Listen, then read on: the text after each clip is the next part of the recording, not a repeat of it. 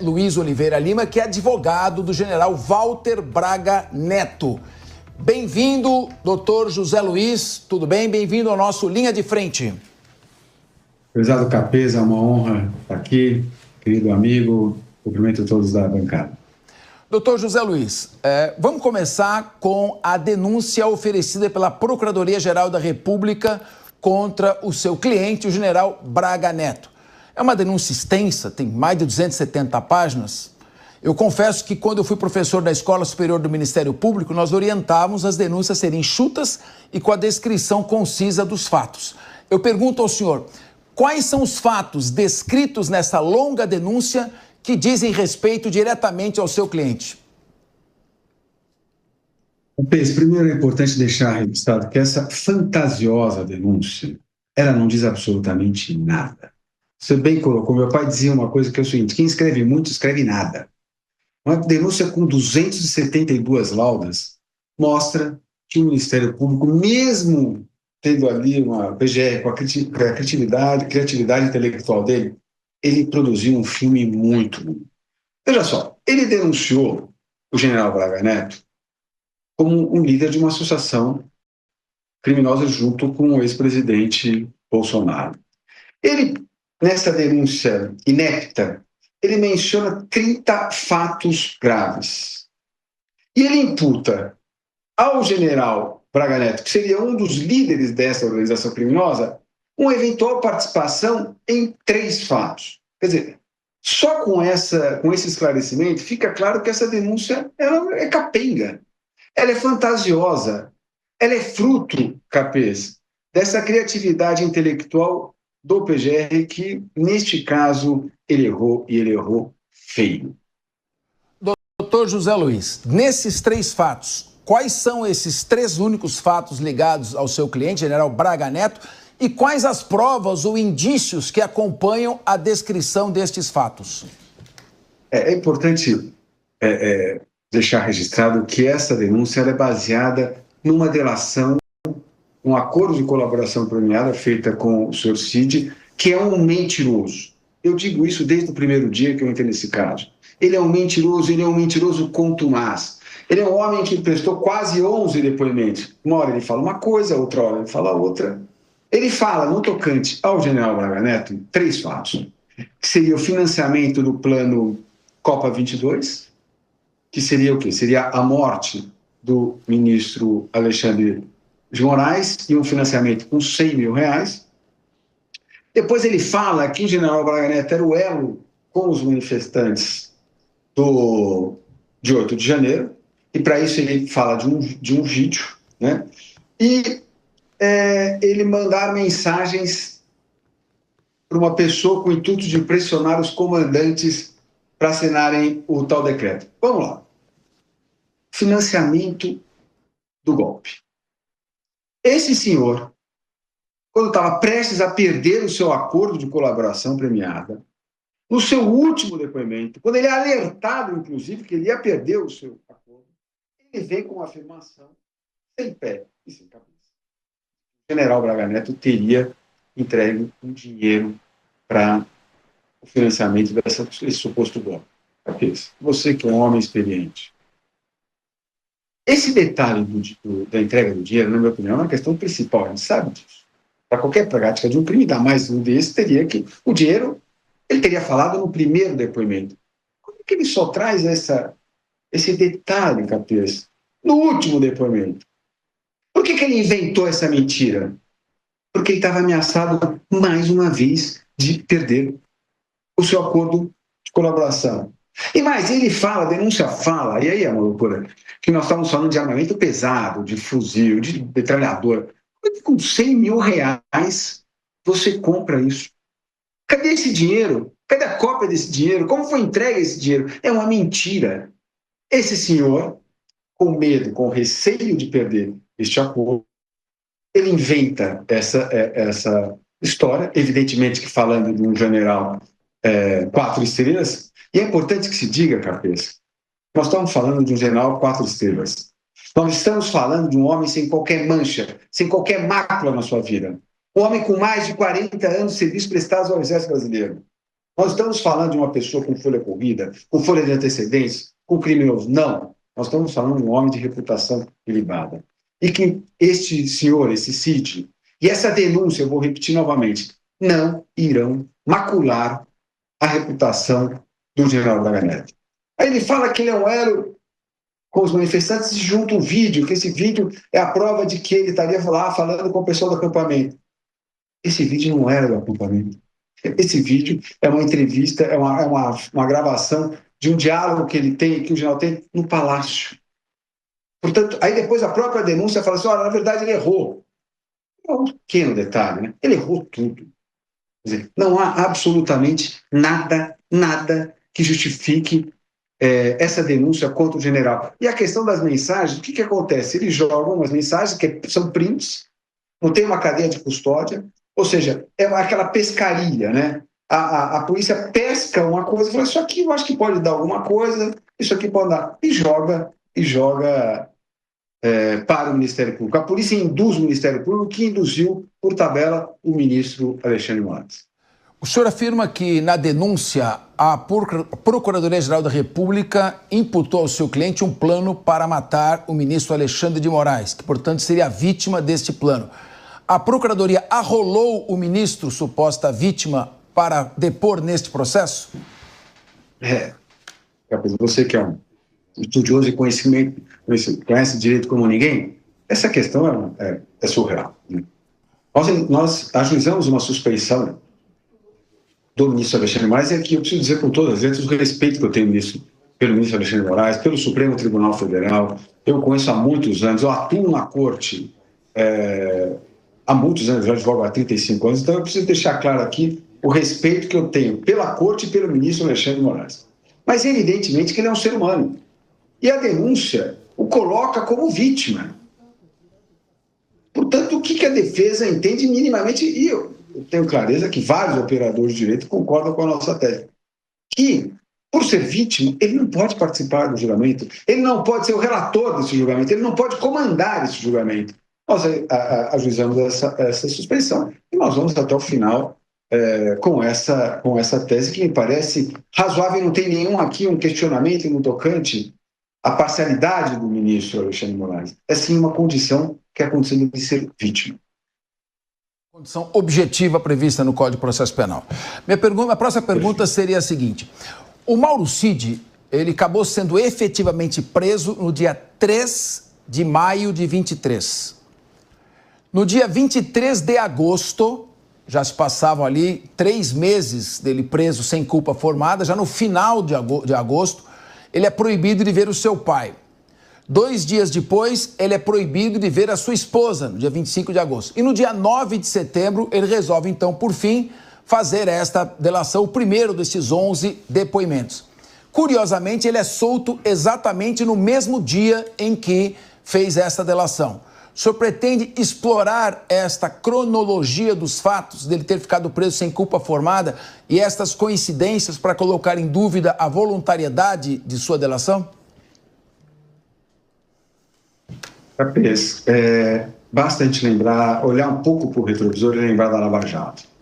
Eu me lembro de várias manifestações de ministros do Supremo Tribunal Federal e da própria Congresso que dizia que ninguém podia fazer um acordo de colaboração premiada quando o acusado investigado estivesse preso. Né? E eu preciso dizer que eu sou a favor do Instituto da Delação. Eu acho que ele é um meio de defesa, mas evidentemente que para que ele possa ter credibilidade, ele precisa ser feito dentro da lei. O que acontece? O senhor Cid, ele só assina este acordo depois de ficar mais de 120 dias preso. Isso precisa ser dito com todas as letras. E mais, e como você bem colocou, no primeiro momento proibiram a visita do pai, no segundo momento proibiram a visita da mãe, eu não sei como é que não proibiram a visita de advogado. Né? Então, evidentemente que todo esse período em que ele ficou preso, eu, que atuo em vários casos, atuei muito na Lava Jato, eu nunca vi essa questão de a família ser proibida de visitar o meu cliente. É lógico que isso causou uma instabilidade ao colaborador. E é evidentemente que com 120 dias, depois de toda essa pressão que ele sofreu, pressão esta que ele diz textualmente. É importante que se diga aqui, nesse espaço generosamente cedido por você, Capês, que o seu Cid ele foi gravado, teve gravações de diálogos dele que a revista Veja publicou. Ele afirma textualmente que ele foi coagido pela Polícia Federal para prestar os esclarecimentos, que ele tinha que dizer o que a polícia queria ouvir. Como é que pode esse acordo ser homologado? Aliás, esse acordo foi feito em quê? Foi costurado pela polícia com o seu Cid. A PGR, o Ministério Público, foi radicalmente contra a homologação desse acordo. Esculhambou com esse acordo. Diz que ele não podia ser homologado. Diz que ele queria uma série de questões. E mesmo assim, com o pedido de não homologação do Ministério Público, esse acordo foi homologado. Evidentemente, desculpe me alongar, mas evidentemente que isso vai ser colocado, já foi colocado na nossa peça de defesa e vai ser explorado durante toda a instrução, não só pela nossa defesa, pelo nosso time que está atuando, mas também pelas outras defesas. Eu vi a sociedade e a imprensa chocada com essas questões, com os áudios dos depoimentos do Cid, e é importante que se diga que nós não tivemos acesso a todas as provas dos autos. Eu sei que você vai fazer uma pergunta um pouco a seguir aqui para a gente falar sobre isso, mas é importante já registrar essa questão. Bom, a próxima questão seria a seguinte: a lei da delação premiada, que é a 12.850, que é a lei das organizações criminosas, no artigo 4º, parágrafo 13, exige que todas as tratativas, desde o início da primeira conversa até a última, e até incluindo a própria delação, sejam gravadas, registradas por áudio, por vídeo. O senhor teve acesso a todo esse material, desde a primeira conversa até a delação, para que se coloque em dúvida a voluntariedade? Seria uma forma de defender a integralidade dessa delação. O senhor teve acesso a isso? Eu tenho dito, e falei inclusive isso em audiências que eu tive na corte, né?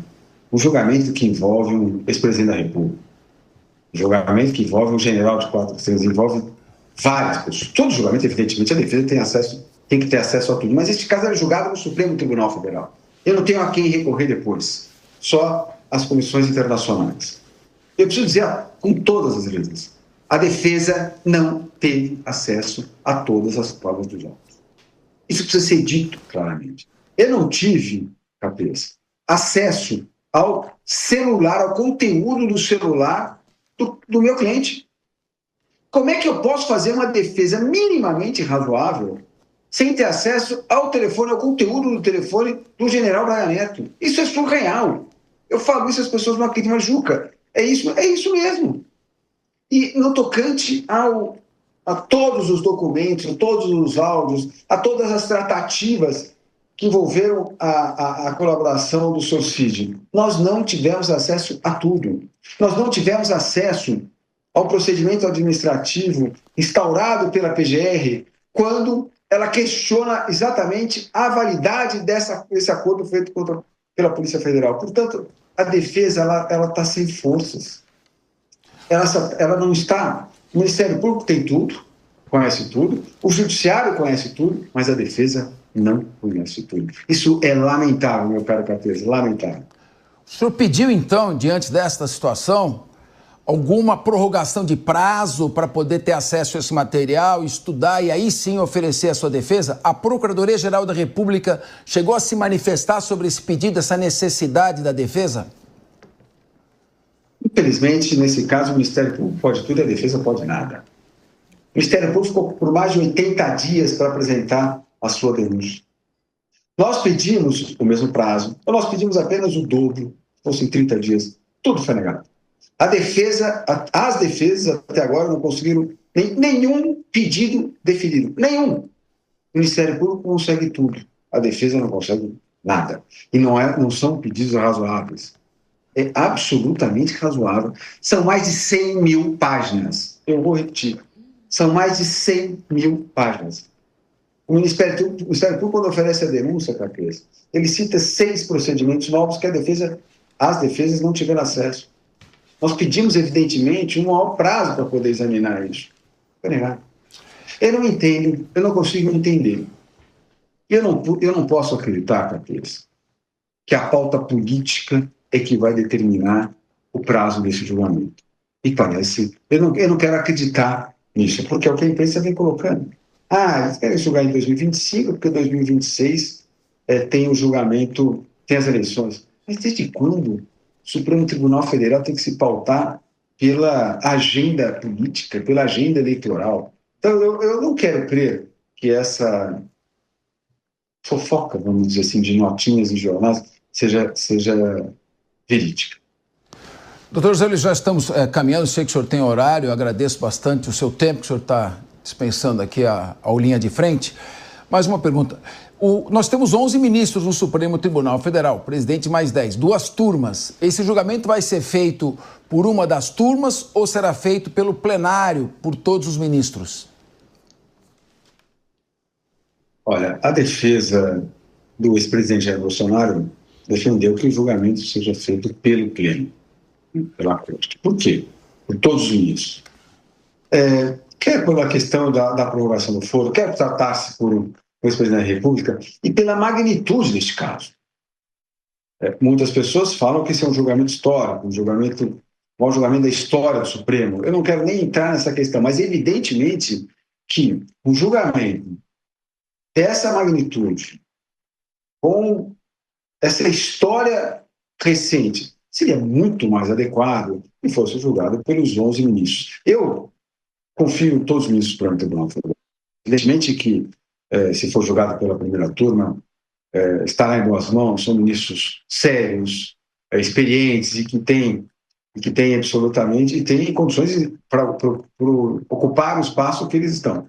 Mas evidentemente que eu entendo que seria muito mais razoável que, num caso dessa magnitude, o pleno decida essa questão. O ministro Alexandre de Moraes já se manifestou dizendo que o julgamento será na primeira turma. Tem recursos aí para serem analisados, vamos aguardar o desfecho dessa questão levantada. Eu queria agradecer bastante, doutor José Luiz Oliveira. O senhor atuou na Lava Jato, né? Foi um advogado de destaque na Lava Jato. Onde estava sendo mais difícil enfrentar o Ministério Público? Foi na Lava Jato, onde tudo acabou anulado, ou está sendo agora esse enfrentamento com a Procuradoria-Geral da República? Uma última pergunta. Eu não fico nem só na questão do Ministério Público, eu fico numa questão que eu já estou na última instância. Então, eu estou no Supremo Tribunal Federal. Para quem eu vou recorrer? Para quem vou recorrer de uma justiça? Para quem eu vou recorrer de uma ilegalidade? Essa é uma questão, evidentemente, que me preocupa e que me tira o sono como advogado. Para as cortes internacionais, é para lá que eu vou ter que correr caso tenha uma ilegalidade manifesta. Eu acredito que atuar neste caso, neste momento, com essa atmosfera, com esse clima, eu acredito que seja mais difícil nesse momento. Muito obrigado, uma boa tarde ao senhor doutor José Luiz Oliveira Lima, advogado-geral Braga Neto. Um abraço, muito obrigado, queridíssimo Capês, um abraço.